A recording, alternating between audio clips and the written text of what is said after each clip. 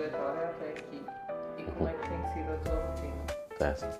Tudo bom, pessoal? Meu nome é Maicon dos Santos Félix, mais conhecido no ramo artístico apenas como Félix. Atualmente eu moro aqui em Portugal, na cidade do Porto, mas eu sou teixeirense, nascido e criado aí no bairro do São Lourenço. E eu tenho basicamente 3 empregos hoje, e a minha rotina é resumida nesses 3 empregos. O primeiro é aquele de contrato, né, o CLT, que eu dou suporte técnico remoto, o famoso call center. Também sou social media para barbearias aqui na cidade do Porto. E o terceiro, que é o motivo de eu estar aqui hoje falando com vocês, que é, eu sou fotógrafo e diretor de fotografia. Você pode acompanhar meu trabalho no sextfelix.raw, lá no Instagram. A minha rotina hoje, ela começa bem cedo e termina bem tarde, né? Porque afinal ter 3 empregos é assim, faz parte, né? Eu acordo de manhã, tomo meu café, que é a parte muito importante do meu dia, eu sou um amante de café. Depois, às 9h30, eu já estou nas barbearias para poder fotografar e gravar vídeos, né? Ter todo o conteúdo da semana para eles. Logo em seguida, eu vou pro estúdio e lá pelas 3 da tarde, eu já tenho que entrar e ficar online no meu trabalho, né? No call center. E eu termino lá para as 11 da noite, às vezes um pouquinho mais tarde. E logo em seguida é ir pra cama dormir ou mexer no TikTok. Já sabe como é que é. O bom é vir para a Europa. Nessa saída, você sentiu algum choque cultural? Qual foi que surpreendeu positivamente e negativamente?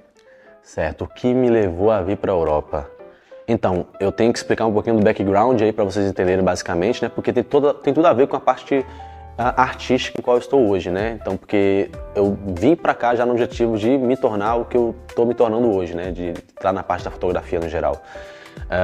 Eu no Brasil, eu estudei na UFES, né? Engenharia Química, por 4 anos e na pandemia eu acabei que eu desenvolvi um quadro de início de depressão, basicamente, e decidi trancar o curso. Então, por 1 ano eu trabalhei como corretor de seguros em Teixeira de Freitas. Depois de um término de relacionamento muito longo, eu decidi também que precisava mudar a minha vida em todos os sentidos. E estando em Teixeira, eu senti que não era o lugar certo para mim. Eu precisava sair da cidade, de certa forma. Me desligar totalmente daquela realidade que eu tinha. E como eu não tenho raízes em nenhum outro lugar no Brasil, né? Às vezes algumas pessoas têm parentes no Rio, São Paulo, alguma coisa assim do tipo. E eu realmente estava todo mundo em Teixeira de Freitas. Ou aqui, no caso, né? Em Portugal, a minha mãe já morava aqui. Então eu falei, ok, acho que ali é uma possibilidade. E eu já tinha vivenciado também uma questão que era o seguinte. Uma vez eu fui na casa da minha avó e lá tem um quadro da minha bisavó. É um quadro muito bom, né? Uma fotografia muito linda da minha bisavó. E eu reparei, nossa, eu nunca conheci a minha bisavó, mas tem um quadro ali e aquela foto representava muito bem quem era a minha bisavó pelas palavras da minha avó, entendeu? E como eu morei tanto tempo longe da minha mãe, foram 6 anos longe dela, eu sentia que eu tinha evoluído muito como pessoa longe da minha mãe e que na minha mente eu quase não lembrava muito bem como era o rosto dela, entendeu? Afinal, 6 anos é muito tempo. Não é a mesma coisa de você ver as fotos que ela tira pelo celular e posta nas redes sociais. Não é a mesma coisa de você falar com a sua mãe por videochamada. Uma foto tirada por um celular nunca vai representar muito bem o que uma pessoa é.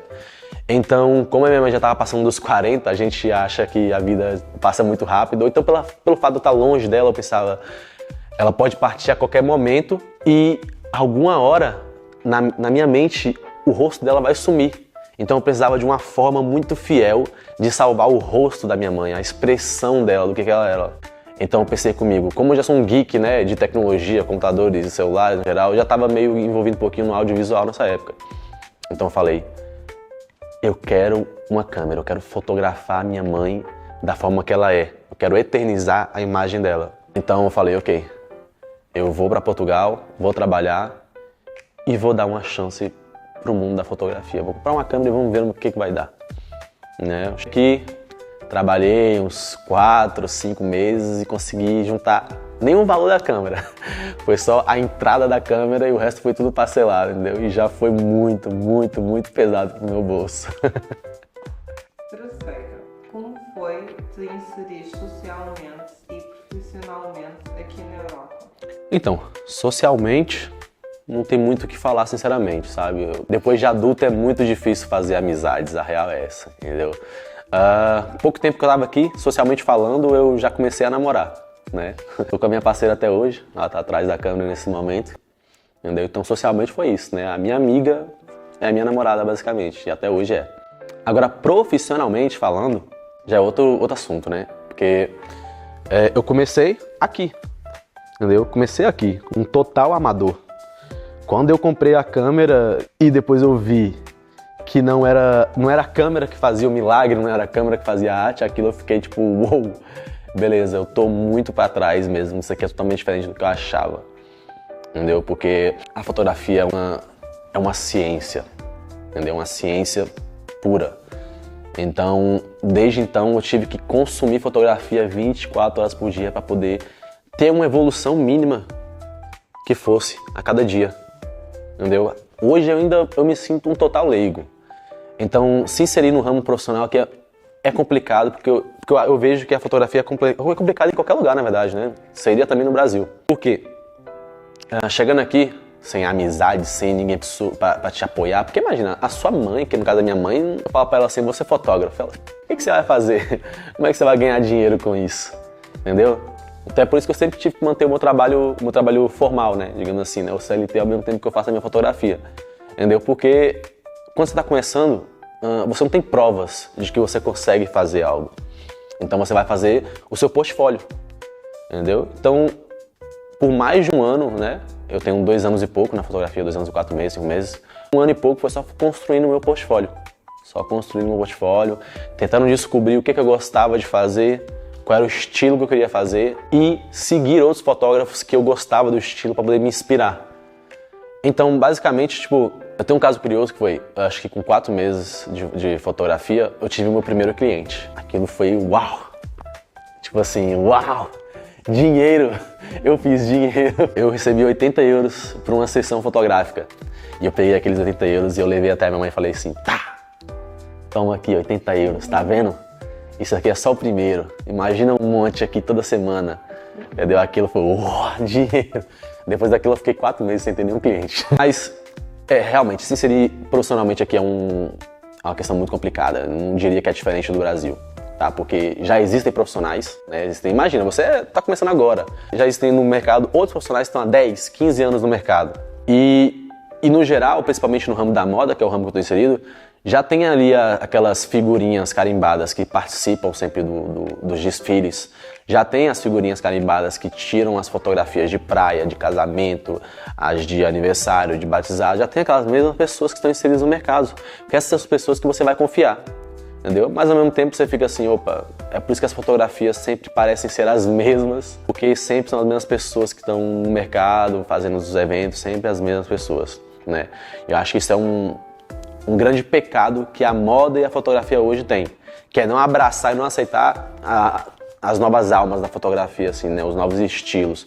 Porque a fotografia evolui tanto com a tecnologia, sabe? Programas novas surgem, redes sociais, gostos, música, porque a fotografia ela é muito influenciada pela música, por exemplo. Se surge um estilo musical novo, se um novo estilo musical está fazendo sucesso, a fotografia vai ser influenciada dessa forma também. Então, me inserir profissionalmente aqui foi muito difícil porque eu não tinha um estilo ainda, entendeu? Não tenho um estilo. Fazer dinheiro mesmo foi bem complicado. Até hoje ainda, como eu sou um freelancer. Então, o meu Instagram tá lá, como minha vitrine, e as pessoas olham, depois me chamam, eu também procuro os clientes e tal. Até hoje, eu não sei como é me inserir profissionalmente, porque é uma trajetória muito única, entendeu? Cada um tem uma trajetória muito única, então... Sinceramente, acho que eu sou a pessoa mais ideal para falar sobre como se inserir profissionalmente. Eu tenho a minha trajetória e é isso. Sim, sabe? Tipo, imagina. É falar com pessoas, tá ligado?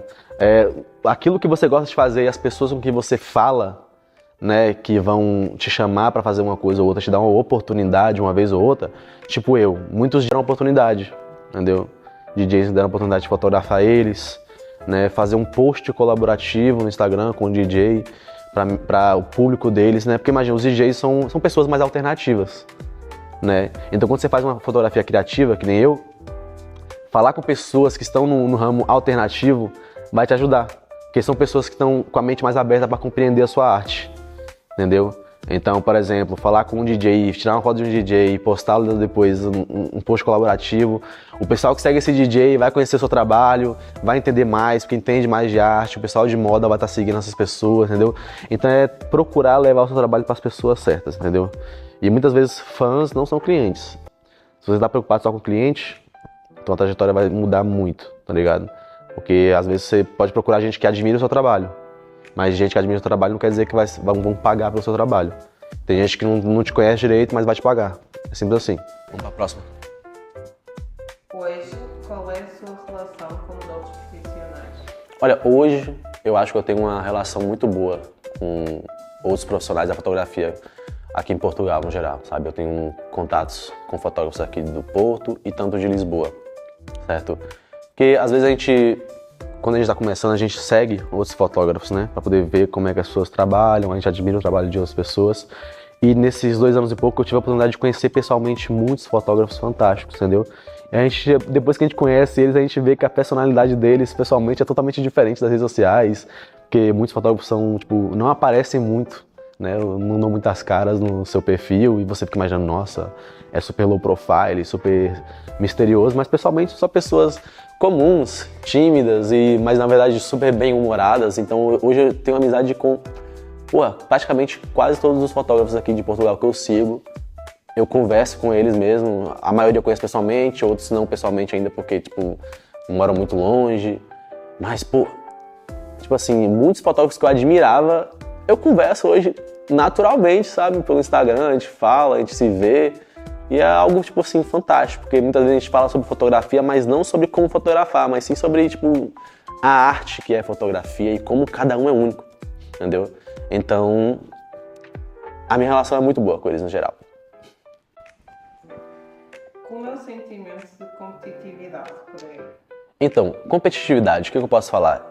Como eu estou inserido numa parte da fotografia que não é aquela mais comercial, digamos assim, fotografia de casamento, aniversário, eventos, sabe? Eu não sinto muito uma competitividade, porque aquilo que eu falei, na moda, cada fotógrafo tem um estilo muito único.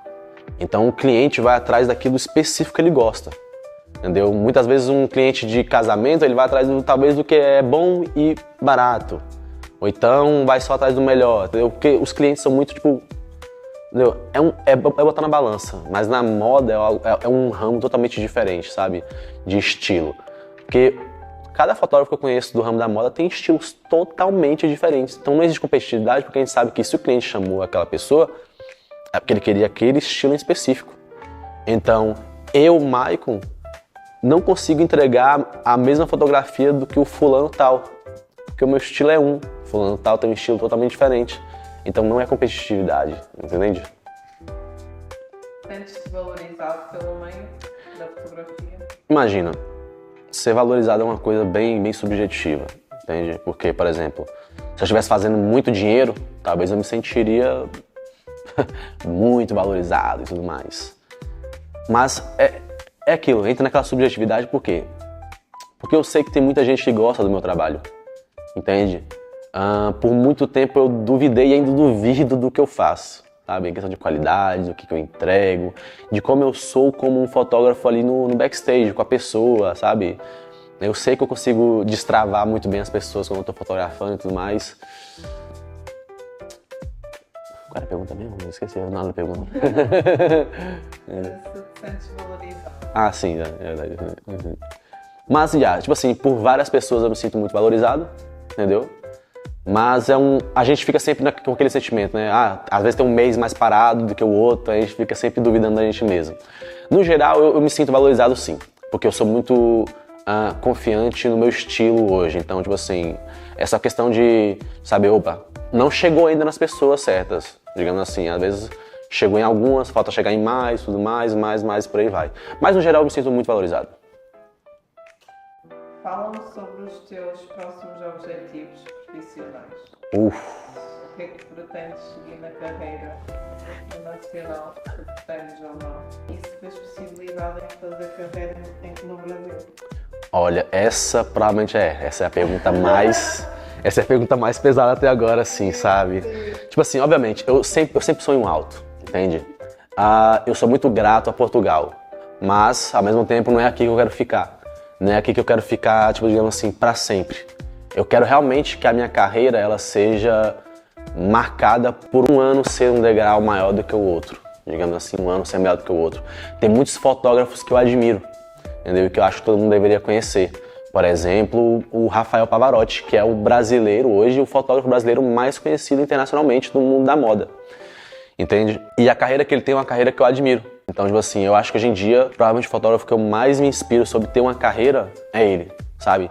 Porque ele já não precisa estar com a mão na câmera, sabe? Ele é um diretor de fotografia que faz um trabalho excelente.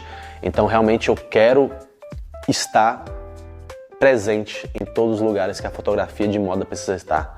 Eu quero estar em Paris, quero estar em Milão e eu quero estar em São Paulo. Então, trabalhar no Brasil é sim uma das possibilidades de criar carreira, sabe? Não vejo por que não. Porque eu vejo que hoje em dia o Brasil está aumentando muito a qualidade dos seus trabalhos com a fotografia, com a moda, entendeu? A Dendezeiro, por exemplo, entrega hoje uma fotografia muito boa, entendeu? Então, outras marcas estão fazendo a mesma coisa, então não descarto mesmo. Se surgir a oportunidade, Brasil, tô aí. Agora, digamos que por mim mesmo, assim, digamos que empurrar uma carreira no Brasil, acho que eu não forçaria isso. Teria que ser de uma forma natural. Porque para mim, forçar uma carreira ou empurrar uma carreira, eu acho que seria mais para os lados onde realmente já tem uma base mais sólida, né? Que é o Japão, a Coreia, Paris, Milão, especificamente assim nesses lugares. Então diz-me o que é que tens saudades e aquilo que não sentes saudades do Brasil. Beleza, o que é que eu sinto falta no Brasil? Pô, obviamente, os meus amigos, entende? Porque eu sou muito difícil de fazer amizades, né? Então, pra mim, os meus amigos hoje são os mesmos no ensino médio. E estar longe deles assim é um pouquinho mais complicado, né? Penso nos meus amigos todo santo dia. E o que eu não sinto saudade é da insegurança, a real é essa, entendeu? Eu sempre me senti muito inseguro, entendeu? Né? Questão realmente de violência, assalto, roubos, etc. Entendeu? A minha casa já foi invadida, levaram tudo que eu tinha uma vez e aquilo me deixou num estado emocional muito complicado e eu não gostaria de viver isso nunca mais, entendeu? Então aqui eu sempre me sinto seguro, entendeu? Posso andar a qualquer hora da noite aqui a pé, com meu celular na mão, isso é uma coisa que é tipo tão básica aqui, mas que não é básica, infelizmente, no Brasil, entende? Então realmente é isso, saudade dos meus amigos e não sinto nem um pouco de saudade da insegurança. Diz lá. Como foi o teu primeiro trabalho remunerado? Esse aí, o meu primeiro trabalho remunerado foi uma situação cômica, sabe? Que é o que eu falei, né? Acho que com 4 meses de fotografia eu tive meu trabalho pago. Foi um senhor velho, sabe? Super animado, ele é um senhor velhote, super animado e tal. E ele gosta de redes sociais, mas ele não sabe mexer em redes sociais, né? Ele me contratou porque um amigo meu conhecia ele, me indicou e foi. Fiz uma sessão pra ele e tal. Eu tinha cobrado 60 euros e ele gostou tanto de mim que ele me deu 80, tá ligado? As fotos eu achei, mas era o melhor que eu conseguia entregar com a minha habilidade na época, entendeu?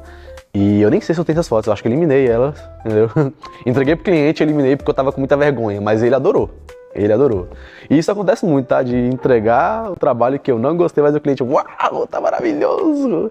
E ele me pagou 80 euros e eu fiquei tipo assim, caralho, 80 euros é muito dinheiro, meu Deus! É muita grana, mostrei pra minha mãe e tipo assim, a gente ficou tipo, ó, grana, muita grana. Foi só isso, tá ligado? Qual foi o teu trabalho mais desafiador e porquê? Beleza. Não tem, eu falei, nunca tive um trabalho desafiador ainda, então... Não, mas mas a real é essa, eu não tive nenhum trabalho que eu acho desafiador, entendeu? Tipo... Trabalhaste com outras pessoas? Qual? Não, porque tipo assim, é um trabalho desafiador, não tive... A direção criativa de outra pessoa... Ok, beleza. Então, tipo assim, não tive um trabalho específico que foi desafiador, mas eu tenho uma dificuldade no trabalho que é seguir a direção criativa de outras pessoas. Ok, beleza. Coloca aí que eu vou responder dessa forma. Já tá gravando. Tá bom, ok, vamos lá. Certo, eu não tive até hoje um trabalho desafiador, entendeu? Porque, por questão de acesso, né? Eu nunca tive uma equipe com um trabalho grande, que precisasse de uma equipe grande, né? Então eu acho que um trabalho desafiador para mim seria tipo um trabalho muito grande que eu precisasse estar em set com outros profissionais já experientes, então seria muito difícil eu direcionar outros profissionais experientes, sabe? Porque a gente fica com aquele medo de receio de não saber o suficiente para estar direcionando alguém que sabe muito, entende? Mas algo realmente que, tipo assim, que é desafiador para mim seria, tipo, isso, né? Eu não consigo muito bem seguir a visão criativa de outra pessoa, entende? Porque o meu resultado, o resultado que eu entrego, ele tem tudo a ver com aquilo que eu gosto, com aquilo que eu acredito. Então, eu executar fotografia, né, da visão de outra pessoa é uma tortura. É desafiador, é uma tortura, mas é uma tortura psicológica pra mim, entendeu? Eu odeio editar. Eu tô lá pra executar, às vezes, ali a fotografia até ok, eu aceito. Mas na hora da edição, quando não me dão a liberdade de editar da forma que eu quero, nossa senhora, vai demorar, eu vou entregar aquilo que você quer, mas depois eu vou editar de novo, da minha forma. Ai, ai. Qual é o trabalho que você sente mais orgulho? Trabalho, resultado, que eu sinto mais orgulho, assim. Ai, mano. E estava me lembrando do trabalho da firma. O teu primeiro trabalho em estudo. Aquilo foi verdade. Não, vou responder logo isso também, tipo assim, sobre o trabalho desafiador, acho que tipo assim, o que eu mais me senti nervoso até hoje foi meu primeiro trabalho em estúdio, porque eu só cheguei num estúdio que era um estúdio muito completo, tinha tudo, equipamentos top, e eu cheguei lá com a minha ZVE10zinha, Sony, o estúdio era todo baseado em Canon, entendeu? Não tinha nada pra Sony. E eu não sabia nada de como usar um flash, de como iluminar um fundo, absolutamente nada. Eu só fui na cara e coragem e eu disse que eu sabia fazer pra pessoa, eu sei fazer, relaxa. Né? Cheguei lá, não sabia nem sincronizar o trigger no flash, eu não sabia nada. Foi tudo no milagre, aconteceu tudo na hora, tudo no milagre. E quando eu vi o flash disparando... Exatamente, quando eu consegui sincronizar os flashes sem querer todos de uma vez, eu senti um alívio, porque eu tava com tanta pressão. Isso aí foi. E as fotos ficaram muito boas no final, ficaram bem comerciais. Top. Qual era a pergunta mesmo da agora? Qual o trabalho que você sente mais orgulho? Qual o trabalho que eu sinto mais orgulho? Cara, eu acho que não que eu sinto mais orgulho, mas é um que eu gosto bastante. E que eu acho que começou a dar um caminho pro estilo que eu tenho hoje, que foi acho que foi o meu primeiro trabalho com a Adia, entendeu? Meu primeiro trabalho com a Adia foi o primeiro trabalho que eu falei assim, nossa, essas cores são essas cores que eu quero reproduzir, entendeu? Depois daquele trabalho eu comecei a usar aquele trabalho como base para outros. Hoje em dia eu já não uso, mas tipo assim, aquele trabalho me ajudou a encaminhar bastante outras fotos a terem cores legais, entendeu? Foi o primeiro trabalho que eu realmente bati o olho e falei assim, ok, já tô sendo encaminhado para as cores, e aquele trabalho me inspirou, ou seja, eu mesmo me inspirei para começar com o estilo que eu tenho hoje, entendeu? Como é a diferença entre processos e equipamentos? Existe mesmo essa diferença ao comparar a sua realidade com a do Brasil? Tem percebido que o muro é mais alto ou mais baixo que no Brasil? Vamos lá. A questão do acesso ao equipamento ela é muito importante, né? A real é essa. Não adianta ficar com saudosismo, falando que equipamento não importa, porque isso importa sim, entendeu? Importa bastante, pelo menos é a minha visão, certo? E tipo assim, pelo que eu acompanho, pelas redes sociais e tudo mais, eu vejo que o acesso ao equipamento no Brasil é muito dificultado, porque na verdade isso é com qualquer ramo da tecnologia no Brasil, né? Tudo que é de tecnologia no Brasil sai muito mais caro, mesmo convertendo a moeda. Eu falo isso porque eu tinha experiência quando eu comprava computadores, né? Eu via lá fora quanto é que era um computador que nos Estados Unidos era $250 e no Brasil custava quase R$3.000. Então a conversão não era só do dólar, era as imensas taxas e tudo mais. Câmera não é barato em nenhum lugar. Aqui também não é barato. Quero lembrar vocês que em Portugal o salário mínimo aqui é tipo €780, tá bom? Não é que nem na França, que é normal as pessoas ganharem €2.000, ou na Inglaterra, ou na Alemanha, que lá as pessoas realmente ganham bem, tá bom? Então aqui em Portugal, especificamente, não posso falar da Europa inteira, porque aqui o salário mínimo também é muito baixo. Câmera é caro também, certo? É muito caro. Vou falar especificamente só do meu caso. A minha primeira câmera foi uma Sony ZV-10, tinha menos de um ano de lançada quando eu comprei. Eu comprei ela por €850, ou seja, era mais do que o meu salário. por isso que eu só dei a entrada e parcelei o resto. E naquela época já pesou muito no meu bolso.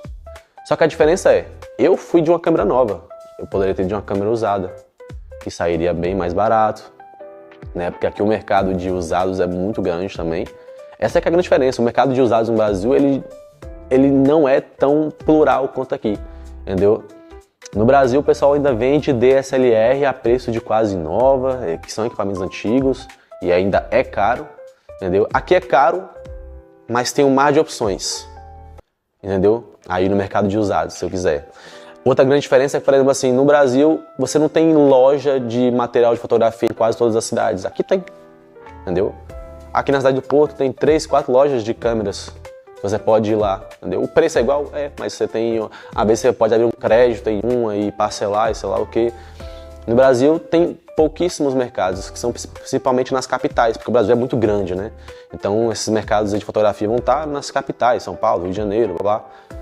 Entende? Então aqui, se eu quiser ver uma câmera pessoalmente, eu vou aqui no shopping e vejo a câmera pessoalmente. Agora, se eu sou de Teixeira de Freitas e quero ir num mercado ver uma câmera pessoalmente, eu teria que viajar horas para uma cidade. Então, realmente, você poder ver uma câmera pessoalmente antes de comprar, pegar nela, sentir, é outra coisa. Além de você ficar vendo 1001 reviews no YouTube, entendeu? Então, tipo assim, é muito mais rápido para você juntar o dinheiro, né? Você com 4, 5 meses aí trabalhando, você consegue juntar o dinheiro de uma câmera nem tão amadora, mas nem tão profissional, uma câmera, né, uma intermediária, entendeu? Você consegue comprar um flash usado, consegue comprar cartão de memória bom, consegue dar entrada num PC melhor, porque as pessoas não ligam muito pra essa questão, mas o PC também é muito importante para você estar na fotografia, entendeu? Para editar o material. Então, tipo assim, não é fácil aqui, mas comparado com o Brasil é muito mais acessível, porque tem mercado de usados, tem loja para todo lado, entendeu? Então é só essa comparação mesmo, entendeu? No Brasil é muito mais difícil você achar uma loja que tem preço, etc. Algum conselho para quem pensa em se mudar para a Europa? Ok, a Europa é grande, né? Tem vários países com várias políticas diferentes. O primeiro que você tem que entender é que, tipo assim, a Europa toda está com uma crise habitacional. Aluguel não é fácil, você tem que estar preparado para aceitar a possibilidade de que você vai acabar morando num quarto. Se você não vier com a sua família, digamos assim, se você já não tiver um parente aqui, né, que vai te ceder um lugar para ficar e você vai ter que pagar um lugar para morar aqui. Aluguel é muito, muito, muito caro mesmo. E cada país é totalmente diferente do outro. Se você não sabe lidar com diferenças culturais, não venha então. Mas se você sabe lidar com pessoas diferentes, venha, ok? Porque aqui, em todos os países, tem gente de todas as nacionalidades com costumes e culturas diferentes, certo? Se você for vir para Portugal, tudo bem, mas se você for ir para outros países com idiomas bem diferentes, é bom que você saiba o mínimo de um inglês. É bom que você saiba o mínimo de um espanhol, porque pelo menos você fala um espanhol, você pode ir para a Espanha. Agora, nos outros países, você tem que saber o mínimo de inglês para se virar, cara. Porque não é só porque tem brasileiro para todo lado que você vai sobreviver só com o seu português, entendeu? Porque também nem sempre os brasileiros vão estar lá para te ajudar. Então saiba o mínimo de inglês, conheça bem a cultura antes de vir para cá, entenda bem a região que você vai morar e procure sempre se adaptar, certo? Não venha para cá querendo ser brasileiro e impor a brasileirice aonde você está, entendeu? Você tem que entender que aqui é o país dos outros, entendeu? Eles vão te respeitar se você também respeitar eles, certo? É só isso. Não quer dizer nada para finalizar? Claro, para finalizar, olha, eu tenho o sonho de que Teixeira tenha um cenário de fotografia e de moda muito grande um dia, certo? Então, se puderem, acompanhem meu trabalho lá no Instagram. Eu sou aquele cara muito acessível, manda mensagem que eu respondo. Gosto de conversar sobre moda, gosto de conversar sobre fotografia, porque eu realmente vivo isso, 24 horas por dia, entendeu? Precisar de algum conselho, o que for, chama nós. É que eu gosto de conversar, eu gosto de bater papo com as pessoas, tá ligado? Isso é meu passatempo. Criticar as pessoas. Eu falo muito mal das pessoas, eu sei, eu falo mal. Valeu.